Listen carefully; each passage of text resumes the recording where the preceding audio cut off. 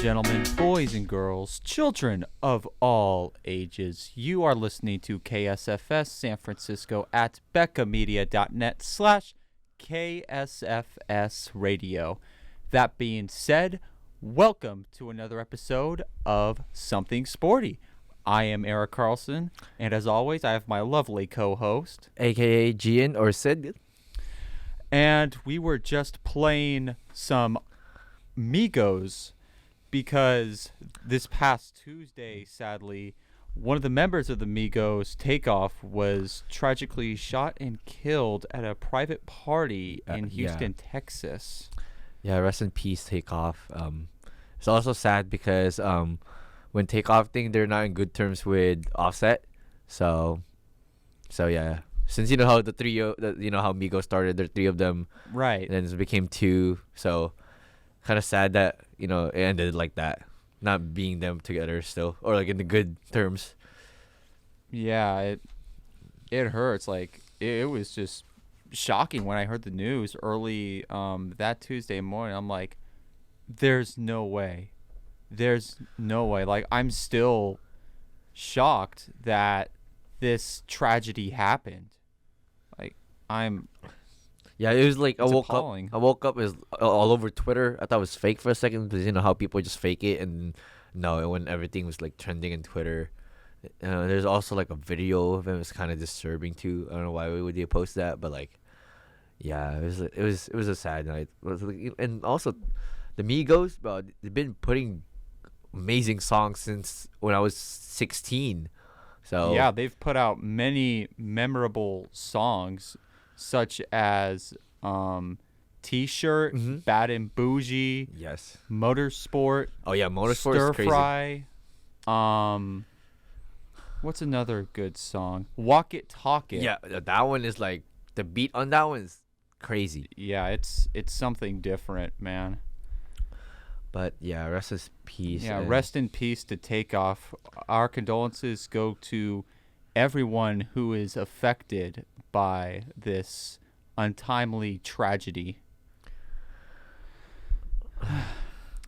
On that note, let's go on to the world of sports, starting with some more drama, this time in the NBA, where Kyrie Irving is in hot water now for promoting and boosting an anti-Semitic movie.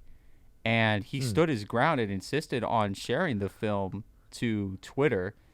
Like, the film consisted of anti-Semitic tropes and other extremist ideologies and anti-Semitic disinformation, as reported by Rolling Stone.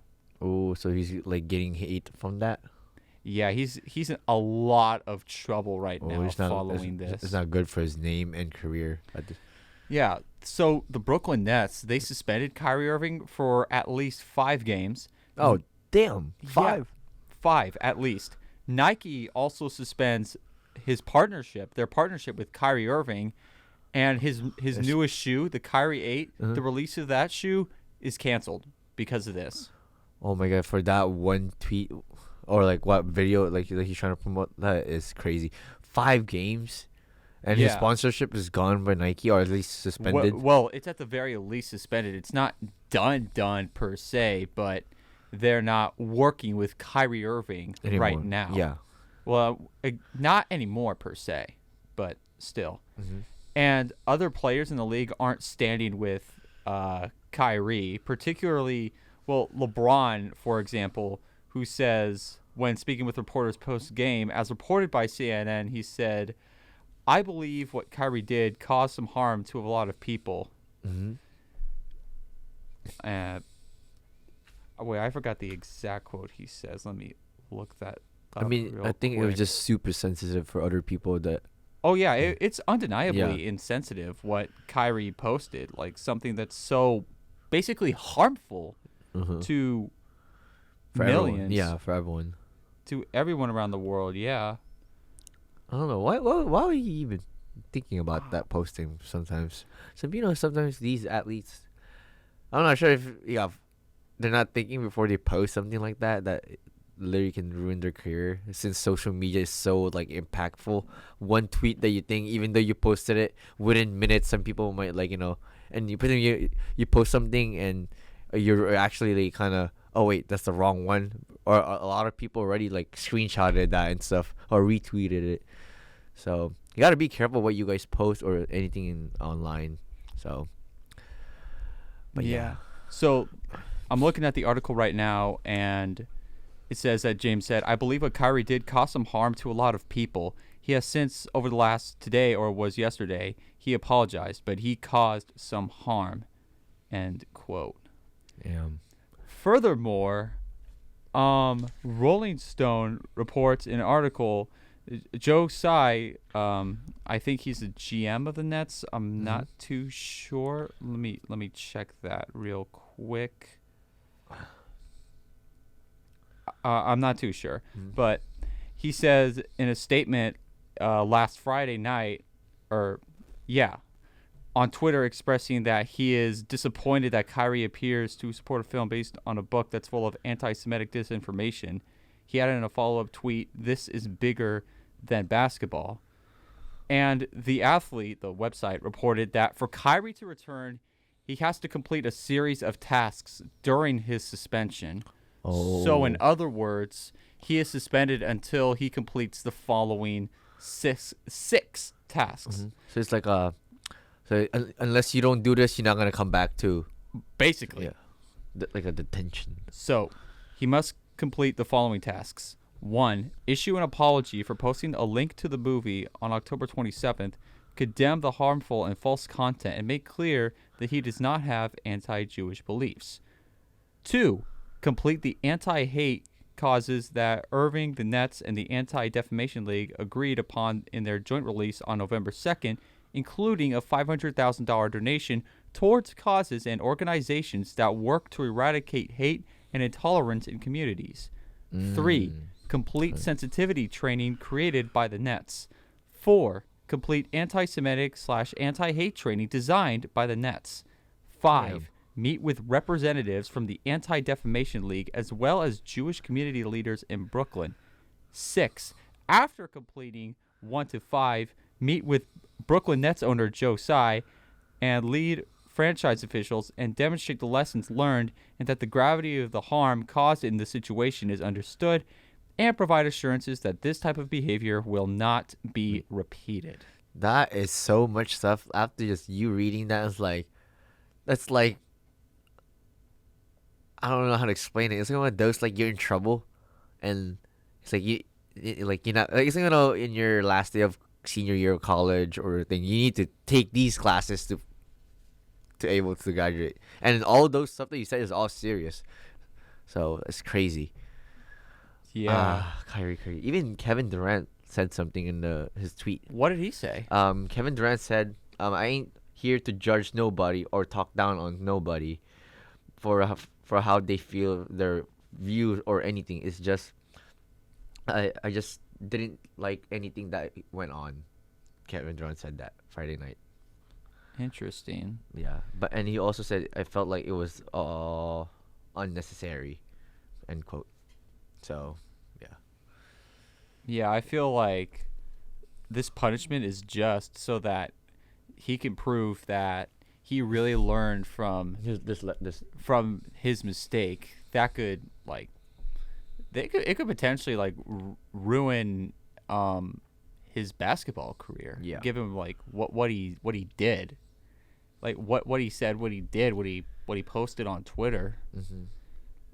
And as a result, there's like this huge domino effect that, again, could ruin his entire career. Like, some people think that he may not be coming back to the NBA following this. But it's like no one's gonna extend his contract. No one's gonna, like, also like labors and sponsorship is gonna be way off on his side now since after he's posting that. Damn. That's so. Just one tweet can ruin your career. It's crazy now these days.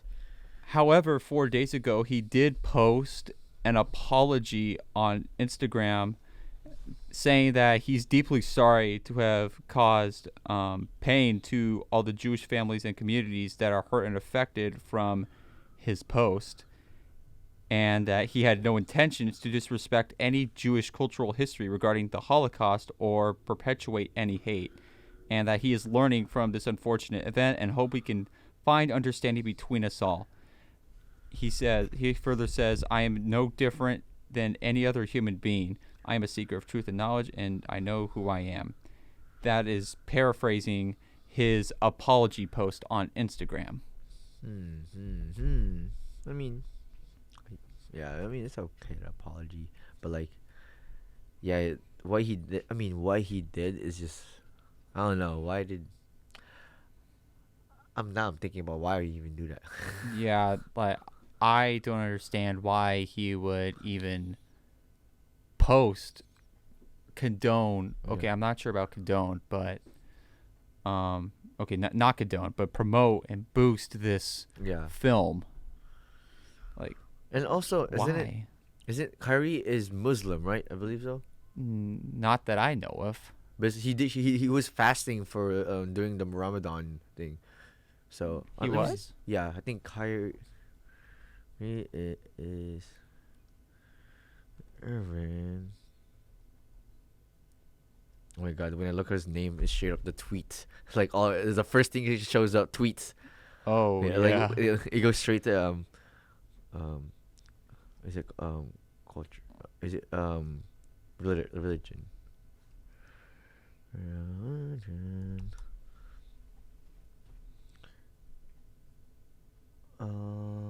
Islam.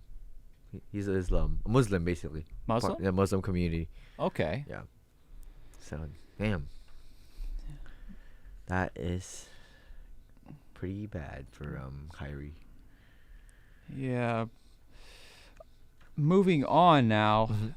The Houston Astros. What do we say? Boo!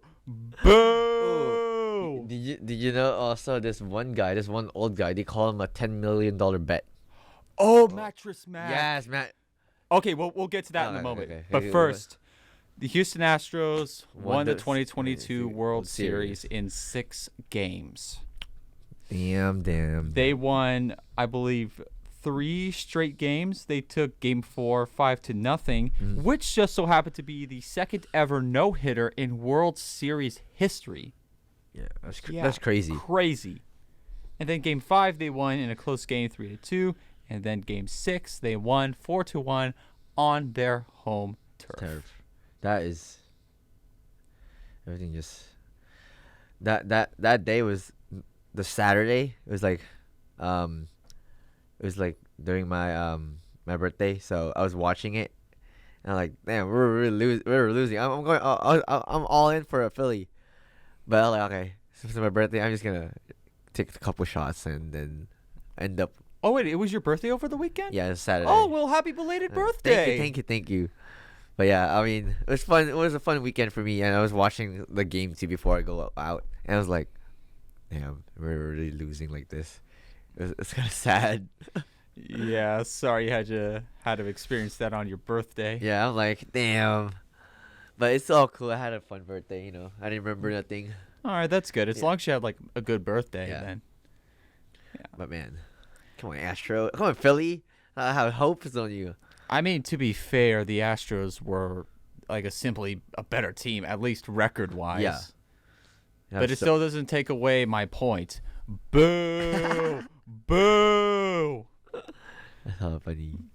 But here's an interesting thing, though. Mm-hmm. Shortstop Jeremy Pena from the Astros, he won the Willie Mays World Series MVP award, and he's the third ever rookie in World Series history to win the honor. And he's a rookie only? Yeah, he's apparently a rookie. Damn, that is pretty good. Yeah, he went 10 for 25 with a homer and 3 RBIs while playing fantastic defense at the short. Excuse me. Mm-hmm. His Game 5 home run off Noah Syndergaard was the first World Series home run by a rookie shortstop.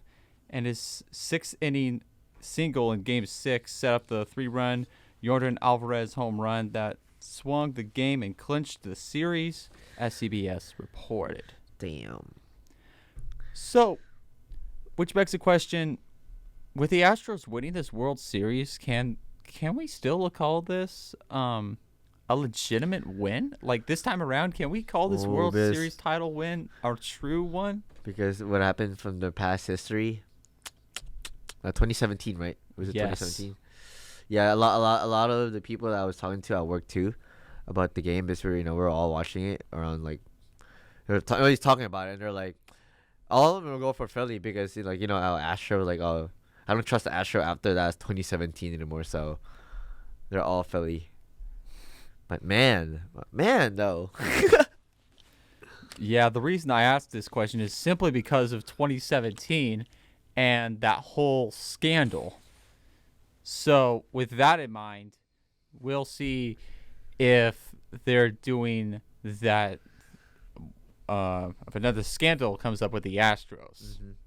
So basically how I see it, let's see how the next season or so plays out, given that the allegations are the scandal in general didn't come out until 2019, around mid-2019 or so.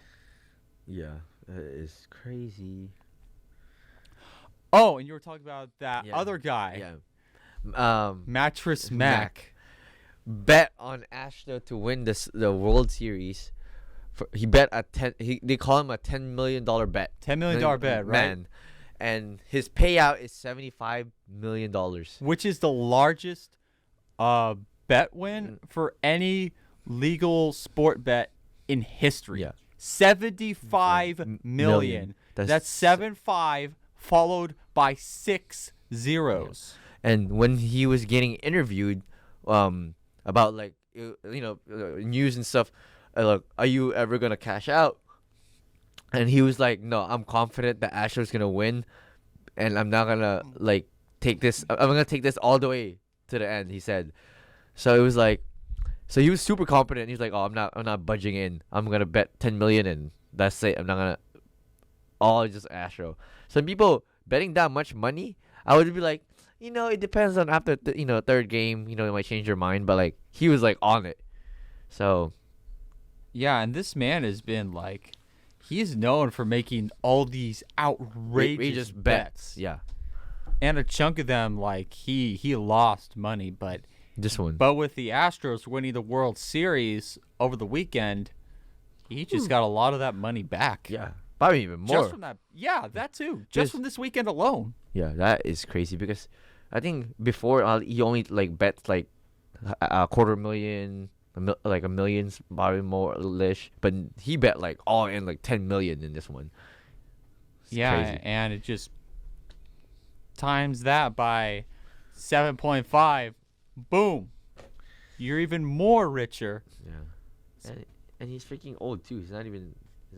He's around the 70s. Yeah, he's 71. Sheesh. Winning that's how you know when you have money to waste, Imagine if he lose that 10 million, he'd probably oh, I'm 70 already, I don't need that. Yeah, apparently he's known for owning and operating the Gallery Furniture retail chain. I guess that's why he's called Mattress Mac. Oh, that's not his real name. Yeah, his real name is apparently James Mackingvale. But yeah. Crazy payout, bro. If I have 75 million, I won't even be here. Mattress Mac strikes again in the prime of his life right now. And now, at least financially. And now I'm trying to see what his future for 2023. I'm following. He's probably gonna double on Astro? $20 million bet on the Astros winning the World Series, makes that $150 million. Imagine he at least imagine he take 25 million and then bet it on again all out.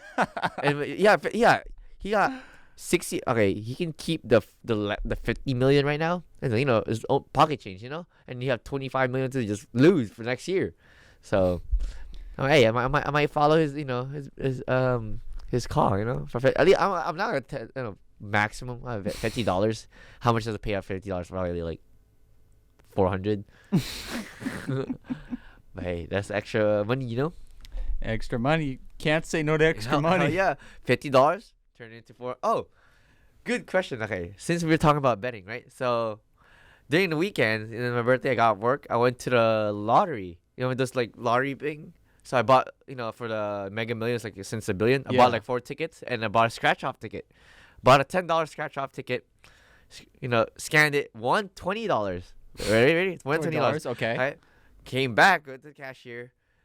Bought another $10. Won $30. Okay. $30, and then bought back from the $30. Bought another $10. I won $15.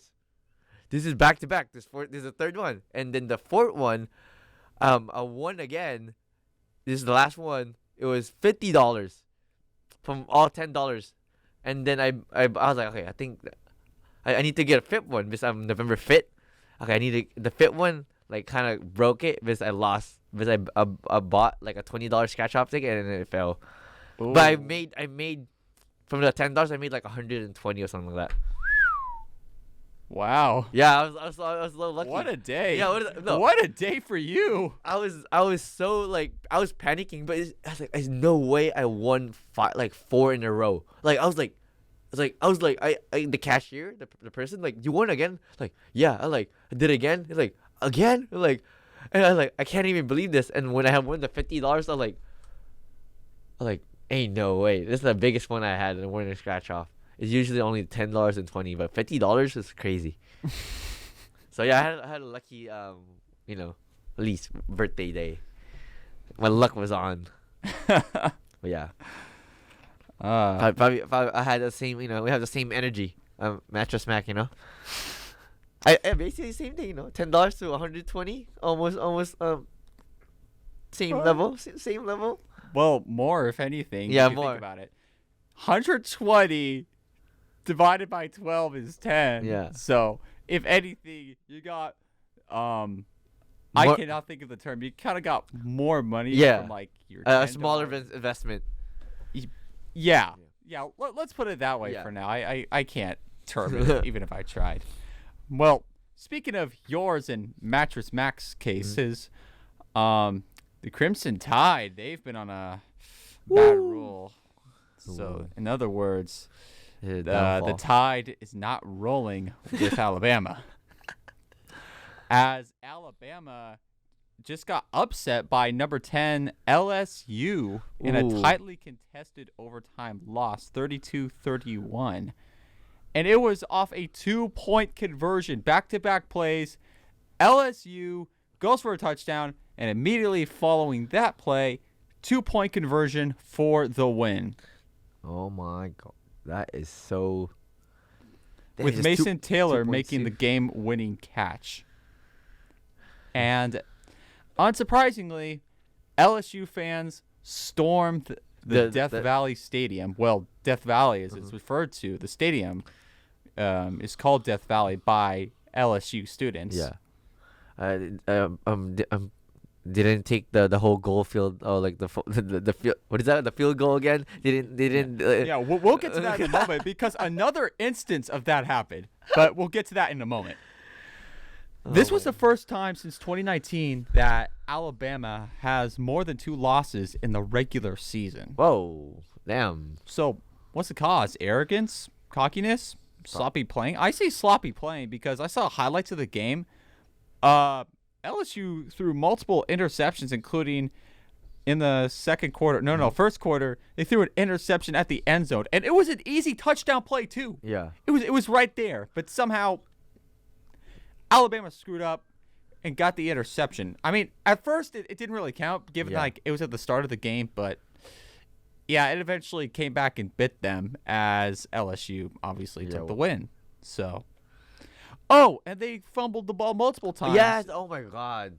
This is it like 3 times or something? Something like that. But they've just been playing bad. Like, and the catch is not even hard. It's like most of the catches are so free. They're free. Yeah, that too. Yeah, it was like no one is like guarding them. They just drop the ball. Yeah, they're just given that they've been so dominant for the past decade and a half or so. They've just like completely forgot that they're like still vulnerable to like plays as these. I mean, we're so used to like seeing them just dominating left and right, having a couple undefeated seasons here and there and a couple national championships too even though they lost to the University of Georgia. Speaking of which, they're one of the 4 undefeated teams left in college football, alongside Texas Christian, or TCU, Michigan, and The Ohio State. Ooh. All of whom are 9-0 right now. Damn. They have Butterfingers. That's kind of sad. That's what they call it. Sadly so. And apparently UCLA is ranked higher than them now. What? I think they're ranked 8th right now in the national rankings. I don't even expect UCLA to be in that. Yeah, of all schools. I don't even know what I know. I mean, I don't even know what's UCLA known for sports. I'm not sure what they're known for sports, but like basketball. Basketball. I mean, they have Kareem Abdul-Jabbar as their alumni. Oh shit. Yeah, and he brought multiple championships to UCLA. And then but man, UCLA though. Yeah, like who knew that they would be ranked higher than the Crimson Tide, or a former. Yeah, and UCLA is not really a football school, but more so a basketball school. Yeah. So who knew? Anyways, on another note, another goalpost has fallen. This time over at the University of Kansas, as fans tore down the goalpost after the Jayhawks took down the Oklahoma State Cowboys in a dominant win, winning 36-17. Woo! Which one is the score for this one? Sorry? Oh, which one is the score for? Wait, is that the score from the thing? Yeah, that was the score from Oklahoma State versus Kansas. That's crazy. And from that dominant win, fans just storm in and pulled a Tennessee Volunteers fans like we covered a couple weeks ago. Except this time, this wasn't so over the top. Yeah. But still, another goalpost has fallen, folks. I repeat, another goalpost has fallen. At least they didn't carry it outside, you know? Crazy. Well, I mean, I've seen like only clips of it on ESPN, so who knows if it made it out of the stadium. Maybe it did, maybe you don't. Probably. I don't know. Who knows? That'd be so funny. So for me, now thinking about it, imagine you in that game and you saw a goalpost start moving. I'm like, wait, why is that moving? Yeah, you're just driving down the street and then you see like hundreds of students like carrying a goalpost, and some of them are riding the surfboard or riding it like a surfboard. Yeah. It's one of those things that you don't see often, you know? And mostly that huge and that massive for in the football. Well, given that 2 instances like this have happened in the span of a month, I think it's gonna become a trend. Yeah, like very, very soon, like a bigger, more common trend. Yeah, mostly it's one of these bigger colleges. Yeah, and like schools that are not much of a football school, like Kansas or Oklahoma State, for example. Because I was about to say, and I don't think they're gonna do it in Ohio State, because Ohio State's football is like pretty advanced and huge, but not yet. Not really? Maybe. Well, it could be with any school, really. Mm-hmm. Like, who knows? Yeah, but we'll see. Next month, in a couple of weeks, we might see a new one. Yeah, we'll see if any goalposts are taken down after Thanksgiving break. But I would love to see that, to be honest. I want to see like a highlights of how they took it down. It's not a matter of if anymore, GN. It's a matter of when. What do you have that's something sporty for us? Ooh, okay. This one. I just lost the page. This is for boxing. I was just where is it?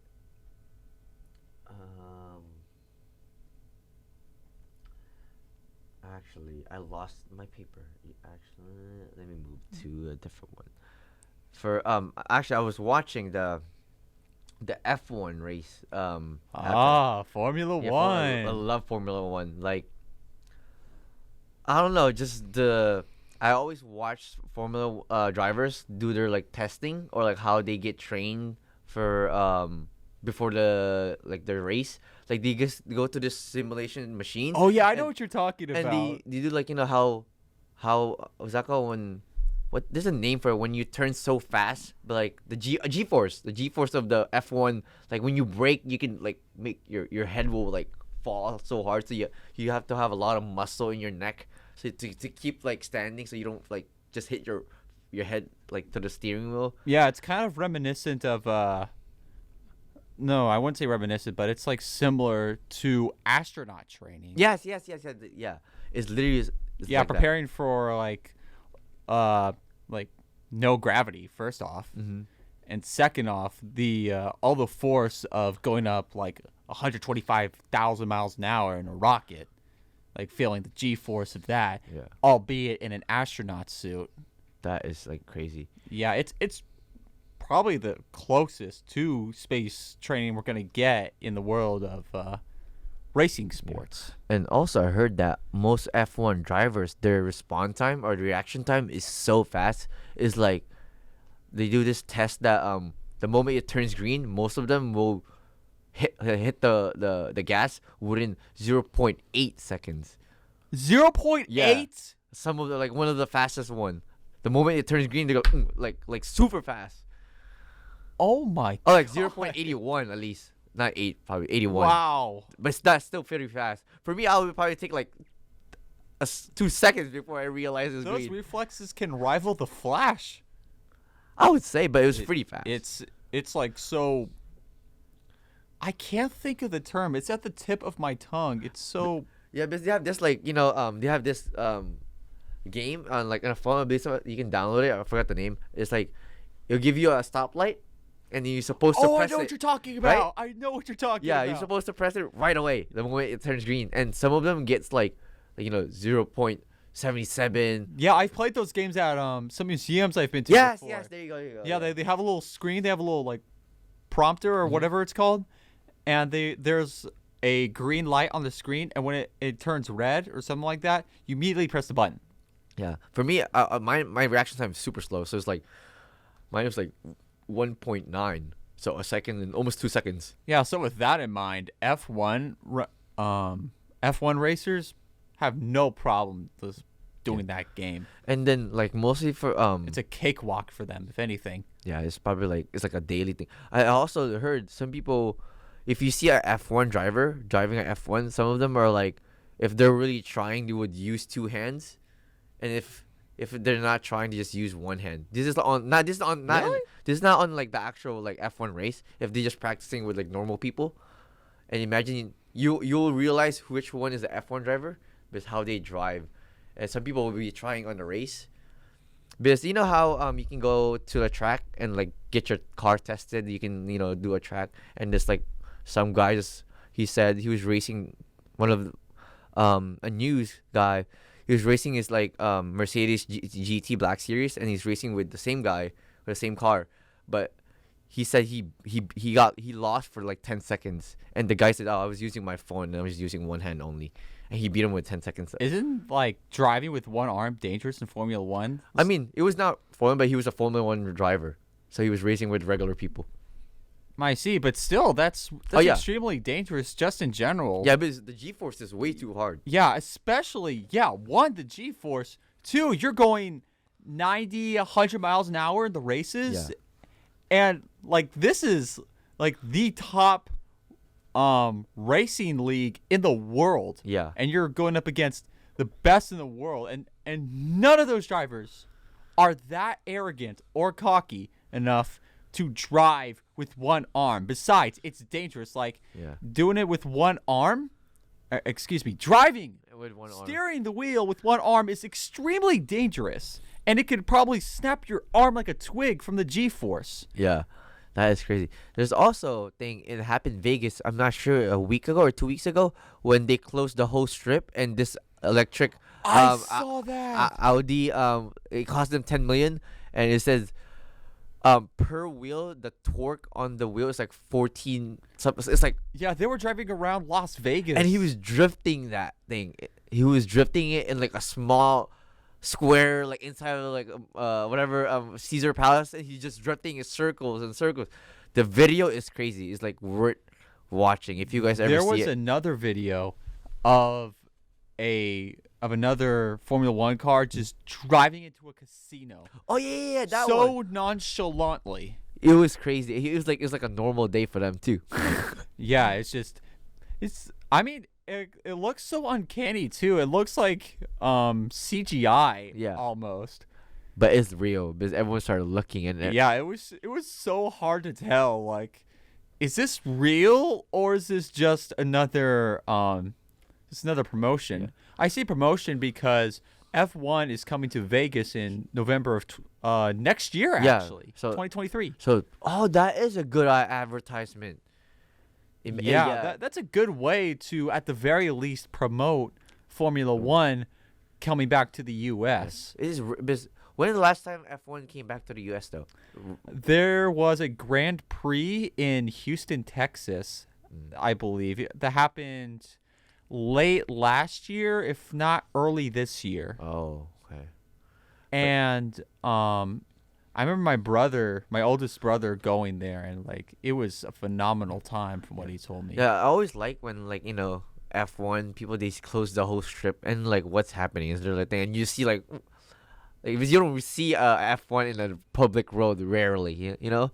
So seeing that in person would be like super nice, and like the sound of the F1. It's just chef's kiss, man. Yes. It's such a satisfying sound to hear. Yeah, it was my first time. Also, if you know a Lexus LFA, it sounds like a F1 car. It's like based on an F1, so it's crazy. And the Enzo, is it LaFerrari? I believe so. Not that I know of. Oh, it's basically you know how F1 have the back light that it blinks? Yeah, it's based on that car. So, but yeah, I wish I could. I saw that when they closed the whole strip for that Audi electric car. That it was crazy, but he was drifting. It was like if I wish we could show the videos, but it was crazy when he was drifting. That it was like he was like playing with toys. It's like a Hot Wheels. He's just doing it, but he's doing it so casually. Yeah. Crazy times. Yeah. And speaking of crazy times, Logan Paul was in a wrestling pay-per-view recently. That's what I was trying to remember yesterday, because I was watching the most of the TikTok highlights, and like, ain't no way he is actually in here, like on that show. But yeah, and based on highlights I've seen, Logan Paul impressed me. I can't believe I'm saying that. He actually impressed me with his athleticism. I thought it was gonna be some cheap, fake. Oh, Logan Paul is just gonna win by simply doing this. No, it's so more unique. Like, he actually fought against Roman Reigns for both the Universal and WWE titles, which are the company's highest honors for championships belts, basically. And get this, Logan Paul recorded himself jumping off the top rope and splashing onto Roman Reigns through the announce table with a selfie stick. What? Or a GoPro. That is crazy. Now I need to watch that after this. It's crazy. Like, I would not expect him to be there. I don't watch wrestling anymore, but I can say, dear God, that is crazy. That not gonna lie, that's a disrespectful move. Imagine a selfie stick and you just jump in. That's pretty bold. And Logan Paul was yelling out in the video, "You wanted this, Roman! You wanted this!" And then he proceeds to frog splash him through the table. Oh, no. So, for those who don't know what a frog splash is, it's a move where you go off the top rope and you jump as high as you can. You tuck your elbows and your knees in. In other words, your elbows and your knees are tucked together for just a half a second or so, and then you open up your elbows and your knees again, and have your arms and your legs flat out as your abdomen makes impact with your opponent's abdomen. Now just looking at that, and then the side of the ring is pretty tall because so yeah, and plus you jump on it, I would have hurt. It'll definitely like hurt your ribs to say the least. Damn. Yeah. Speaking of hurt, Logan Paul unfortunately suffered some serious knee injuries during his match. In the middle of his match, he says that he tore his meniscus and MCL and potentially his ACL as well. Oh, yeah, I would expect that. Yeah, and he says that he will bring out more info, but he's going to be out for a while. He's going to be out for at least 6 months. Which comes to show that pro wrestling is indeed no joke. They are human, and they can get seriously injured. So, as they say, as WWE says, do not try this at home. Also, talking about YouTubers and things, it says Floyd Mayweather versus Deji date, start time, scheduled, price, and card for 2022. So around this November. I'm sorry, Floyd Mayweather versus Deji? Yeah. KSI's brother? Yes. It says right here 16 minutes ago. 19, like yesterday. And I'm like, because it says right here, Mayweather faces YouTuber Deji on November 13. Oh my God. I'm sorry. That's such a joke. What? And I was like, huh? I'm like, is this right? Oh, I'm sorry. That's just funny to me, man. I'm so sorry. But not gonna lie, when Deji was like that's just 1-3, but before he forgot his first win. Yeah, that's so ridiculous. Why is this a match card? Why is this a thing? That's why I was questioning. That's why I read that thing. I'm like, interesting. Is it just an exhibition or is it an actual match? I not confirmed because they said it's still on the schedule, so they're still trying to confirm it, I believe. Oh, so nothing's official yet? Mm-hmm. But it says Sunday, November 13th. It's next week? Next week, yeah. So actually it is confirmed. Start time is 1 p.m. Eastern time, 6 p.m. BST. What is that? But yeah, main event is at 5:15 p.m. at Eastern time. Where is this gonna happen? Floyd Mayweather's gonna make light work of this guy. He's trying to get paid real quick, man. Yeah, he's just trying to get more money or something. But what's the point? This guy's got nothing to lose. Floyd Mayweather. Oh, it's gonna be inside of a Coca-Cola arena in Dubai. Interesting. Yeah, it holds 17,000 people. Neat. Interesting. But I just want to see Canelo, to be honest, bro. Oh, Canelo. Wait, is he on that match card? No, I mean, I wish. Okay. I wish. But yeah, I wish freaking Canelo at least fight like one of these YouTubers, They're trying to get the taste of a real world champ. Yeah, well, if Deji actually puts up a good fight against the greatest fighter of our generation, then kudos to him. Yeah. But that's anything but likely. True. British versus American. That is a good fight. Pretty much. Yeah. But we'll just have to wait and see. Yep, next week. But in the meantime, let's look at the NHL, specifically Alex Ovechkin. He is all alone at the scoring top. What I mean by that is, as of yesterday, Ovechkin has scored 787 goals with the Washington Capitals. That's more goals with one team than any other player in NHL history. God damn, that is... Not to mention this guy is getting closer to Wayne Gretzky's all-time record with 894 goals. Damn, that is. Ovechkin is only 107 goals away from accomplishing this milestone. The captain has done it all in his 17-year-long career, including a Stanley Cup appearance in 2018, which landed him a Stanley Cup trophy, the first and only for the franchise, and he won Stanley Cup Finals MVP honors along the way. Oh, he got double. Yeah, won it and became an MVP. Yeah, 2018 was a great year for the Capitals. They made an unbelievable playoff run. So did the Las Vegas Golden Knights. They pulled off a crazy playoff run. And it was their first season too, mind you. Oh, damn. So hats off to them for pulling off a phenomenal playoff run. But it was the Capitals that ultimately came out with the win. And Alex Ovechkin is making their presence more and more known. Well, yeah, basically. But, I interesting about hockey, but they actually I thought like those fighting stuff is just like, is it actually like legit? You actually start fighting in front of them.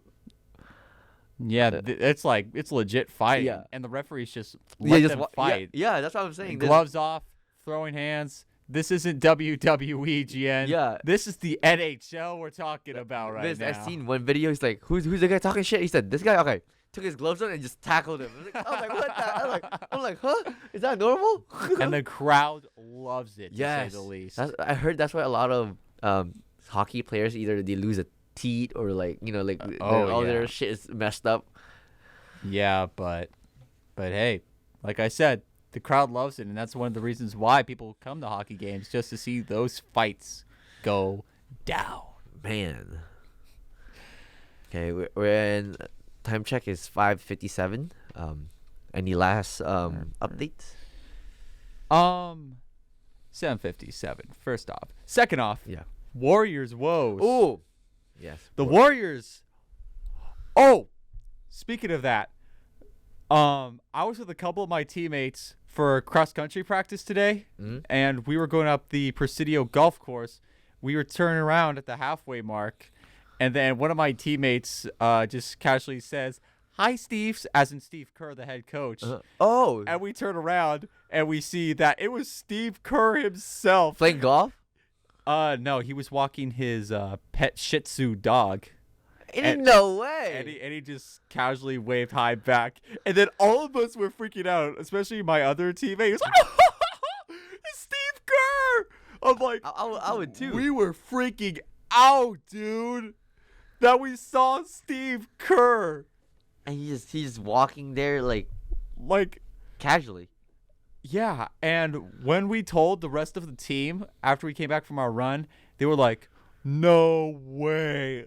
And like everyone was basically freaking out about it. Well, to varying extents, but still, wow. Now, I don't believe it. I'm gonna keep an eye on it if I ever drive in there. Like, hey, I see a Steve Kerr. Yeah, I do not believe it. Still, hours later, at the end of the day, literally at the end of the day, I still can't believe it. If I see Steve Kerr, I'm gonna pull over like, Steve Kerr, let me be the water boy for Warriors. I'll quit my job right now. I'll be a water boy for Warriors. I wanna fly down.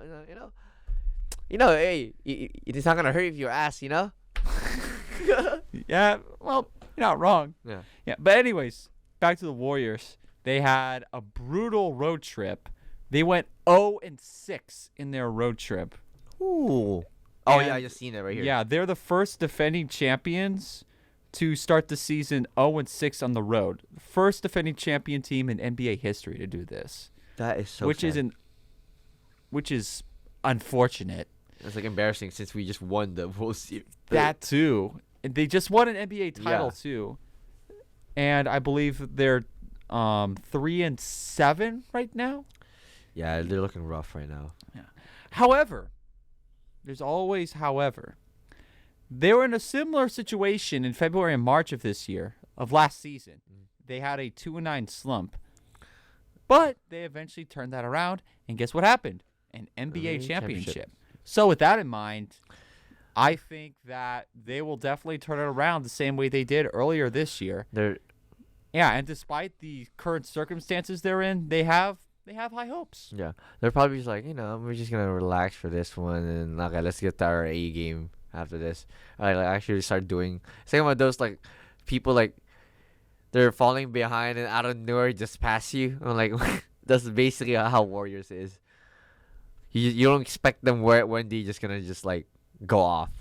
Yeah. And on that note, this is Erik Carlson, and we got AKA Sid or Gian, and we'll play another song for our dearly Takeoff. Rest in peace, Takeoff. This has been Something Sporty. We will see you all next week, next Monday, same time, 7 p.m. And we wish you all the best. Have a great rest of your week. Take care, everybody. Bye-bye. Goodbye.